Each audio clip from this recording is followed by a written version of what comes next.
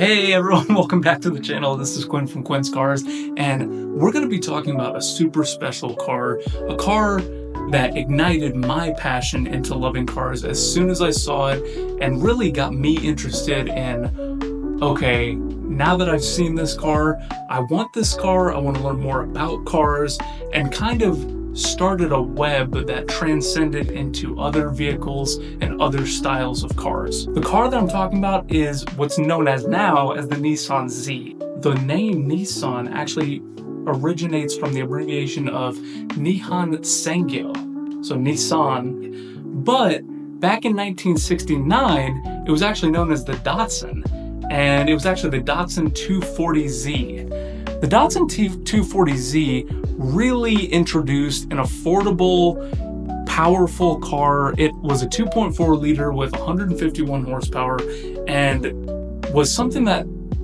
got people really interested in Japanese cars. Post-World War II, Japan was really suffering in the car market to compete with American markets, especially since they had such a devastating loss on their end.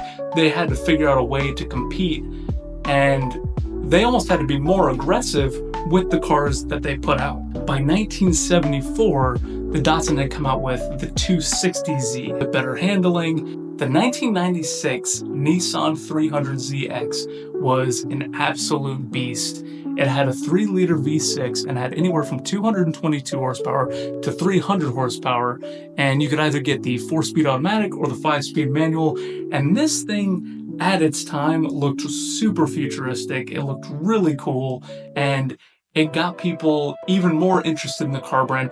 The Datsun Z being a really cool car, but then eventually turning into that Nissan rebranding and refacing, it really had to step up its game into marketing its older brand into its newer brand, and the 300ZX did that and hit every nail on the head.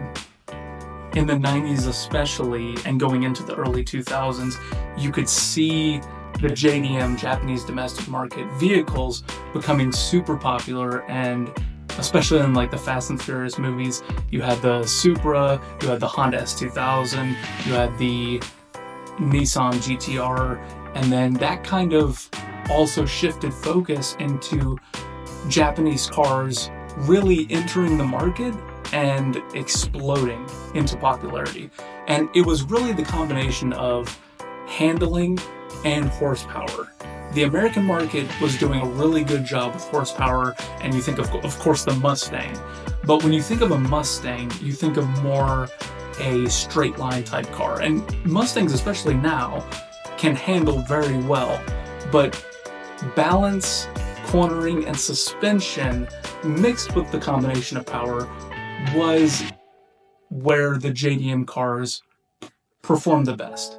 When you think of Fast and the Furious-esque cars, especially with my age, kind of thinking more about the early Fast and the Furious franchise, it kind of makes you think of the very street-focused cars and JDM cars like the Nissan 300ZX. And you can see that in these pictures too. It just screams street car modified performance. After a bit of time though, and Nissan had kind of taken a hiatus for a little bit, they were struggling in the market financially to kind of compete, and they needed something that could compete in the market with other vehicles, and that is when, in 2002, they came out with the 350Z. And personally, I still think this is the best looking Z of all the Zs in its time frame. I know there's going to be the purists that want the older models, and I totally think that they have a really cool classic look, but the 350Z, I think, encompassed the look of bringing the modern era mixed with classic architecture of the car, and really combined both of them to create something that looked beautiful, handled amazing, and had that 3.5 liter V6 that you could just tear around corners. Now, the 350Z was super successful at its time, but by 2009, the 370Z had come along, and that one introduced kind of more of a facelift. It had the same kind of body style as the 350Z, but it had a little bit more flair in the taillights, in the headlights. You can see that it's a little bit more angular in some of these pictures and has a little bit more horsepower. Now the 400Z, which is the newest generation of the Z, tried to come up with a way of keeping the same body that everybody loved while also giving a moddable canvas that people also love. People loved putting coilovers, headlights, both cosmetic and performance modifications was really the main focus on this car. And they did a good job of making a blank canvas, but I always wonder with the 400Z, was it almost too much of a blank canvas? I mean, with everything going modernized, it kind of makes you wonder, did they try to go so modern and so minimalistic that they lost a little bit of the personality with the vehicle?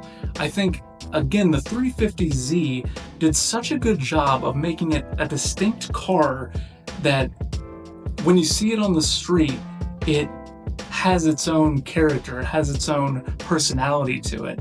Another thing I love too about the 350Z is how moddable it is.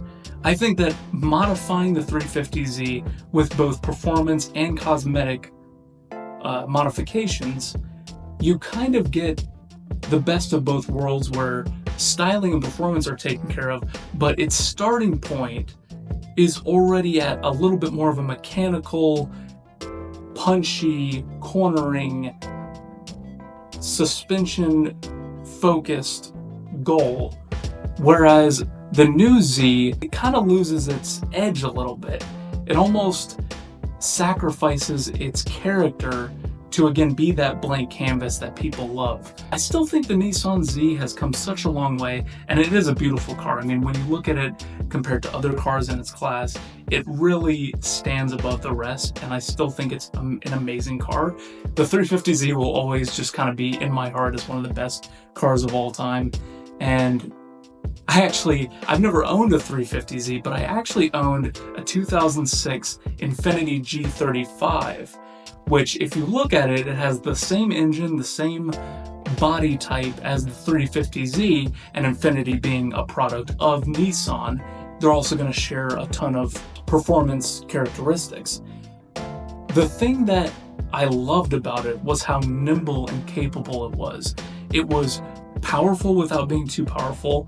It was cornering so perfectly that you had the confidence to take it around corners and whip it around and treat it like the toy that it should be. Again, let me know in the comments below what you guys think of the new Nissan Z versus the 370Z or the 350Z, what you guys prefer. I'm really curious to see what you guys think of not only the modern version, but of the Z as time has gone on. As a Nissan lover myself, I am very curious what you guys' thoughts are with what are the best mods for a Nissan 350Z or a Nissan Z that you have. When you think Nissan, you're probably more thinking GTR. And I think in the later years, especially when you look at the 370Z, the 350Z, you see a lot of iterations that try to turn that 350Z or that 370Z into a baby GTR. Thank you everyone for watching. I love talking about this stuff. I love rambling about this stuff. And let me know what you guys think about the JDM market and Zs in general, modifications.